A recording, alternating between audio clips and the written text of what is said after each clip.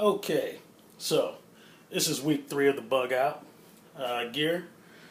This is all my food gear. Those who know me know what food stands for. In case everything gets effed up, then you have gear and you're ready for it. Okay, we're going to talk today about some zombie choppers, some head chopping. Okay, so to start it off, we're going to talk about the Red Dragon Katana set, open mouth Red Dragon Katana set. With this, you have the Tanto, which is the shortest. It's likened onto a dagger, but that's not what they call it. You can see the hamon going down the blade there. It's pretty good quality. 440 stainless steel, sharpened. Comes sharpened that way. So that's the Tanto.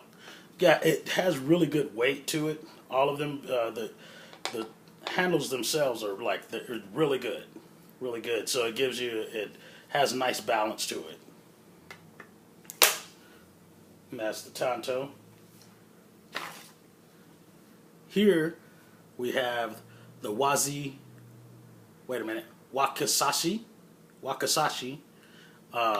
which is, it's kind of like a shorter, but they actually do have a shorter katana, smaller katana, which is called a Masi katana.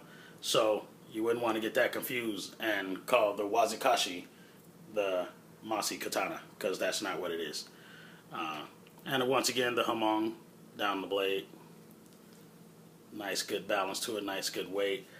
This one is real. I really like this one because it's not quite as short as the Tanto, not as long as the full katana, but the handle grip is really good here, so you can really get some good chopping on that. Take a head off real good. Gives you that more extension of the blade by holding it towards the end. So you can one good swipe, and any zombie that you're dealing with in close quarters, that'll definitely take care of him. For the zombie and his friend behind him, you're gonna take 2 heads at one, and you get this standard katana. Now this is all a 4-piece set. The 4th piece is actually the stand. You can see the hamon going down the blade, and this is the regular standard length katana. You have an O katana as well, and as I said, a Masi katana. But you have an O katana, which is actually longer than this katana. This one's good. I like the weight of it. Like I said, the grip, the handle gives you good grip. You can make it an even longer strike by holding it by the end. Because the blade is so much longer, and the handle, and these aren't full tang handles, you still get the job done, definitely. But it does kind of concern me that it's not a full tang. But none of these katanas like this are ever really made with full tang. The tang generally goes halfway down the handle, and then that's it. It's generally riveted in with some actually metal pins or something like that through the handle and through the tang.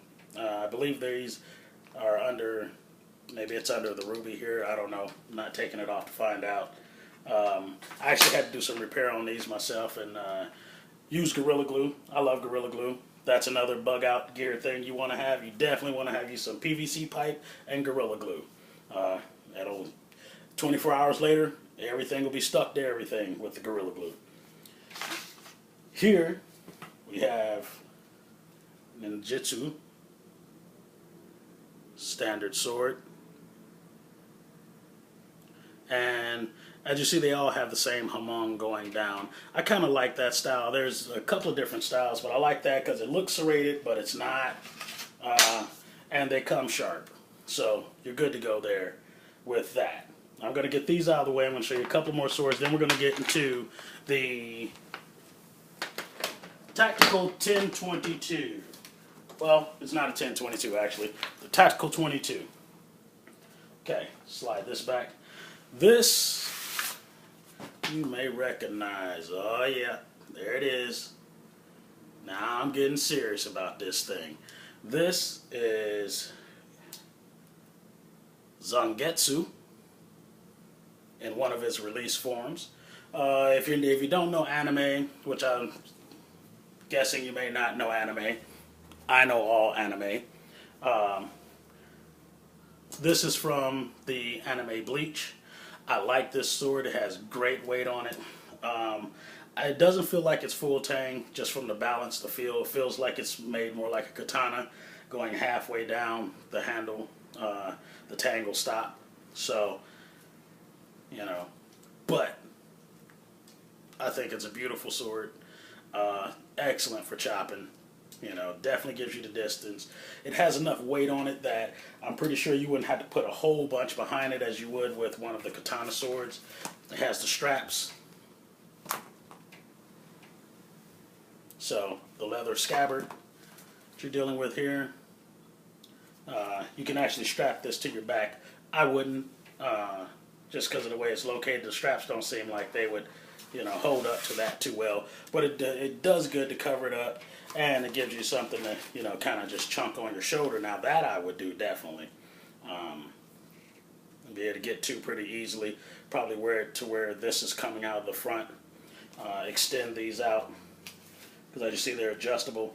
So extend those out so that way I can, it'll be kind of down where I can just grab it, reverse grab and just pull it on out of there. Okay, so that's that.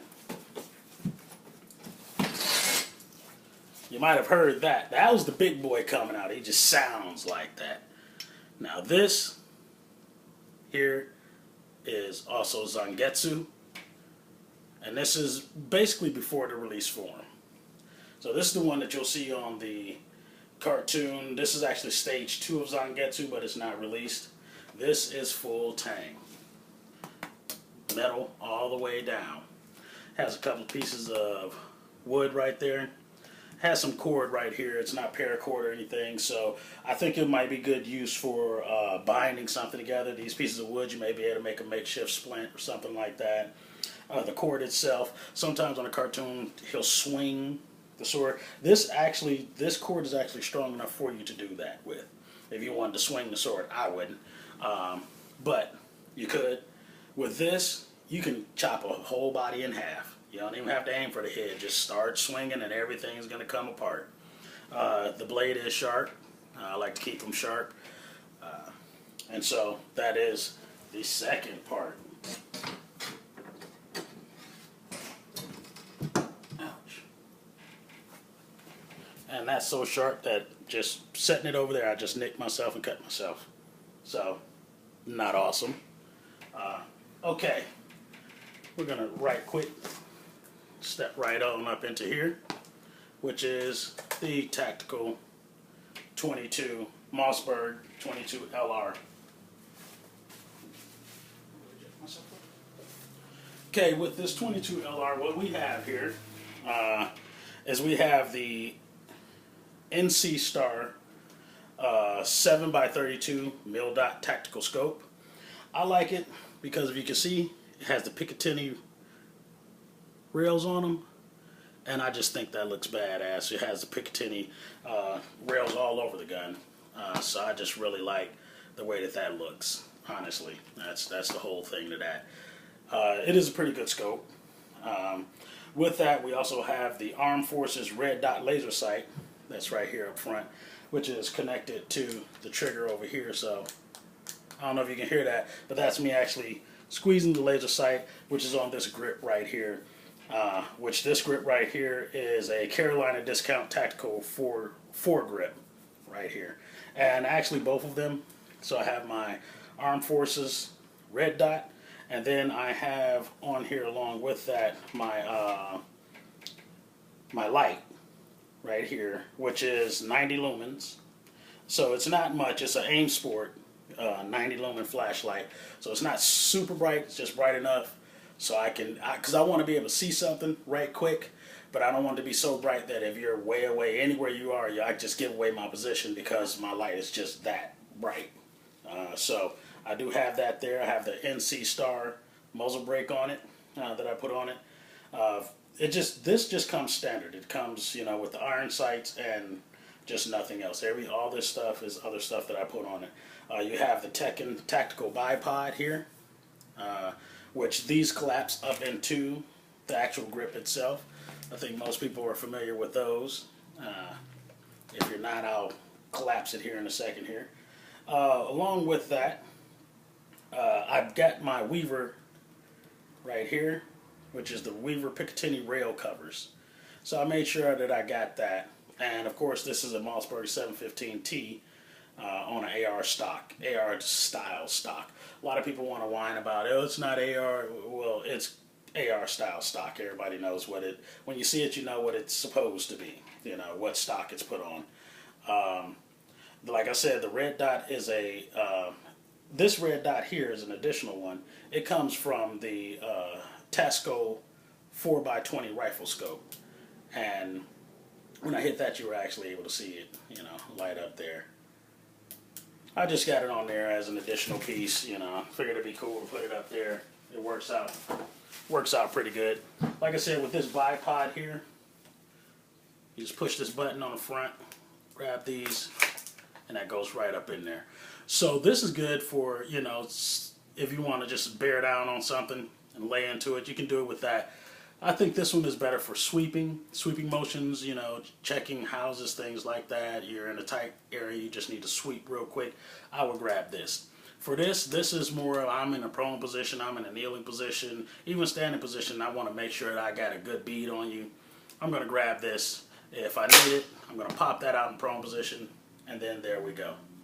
So that's my tactical 22.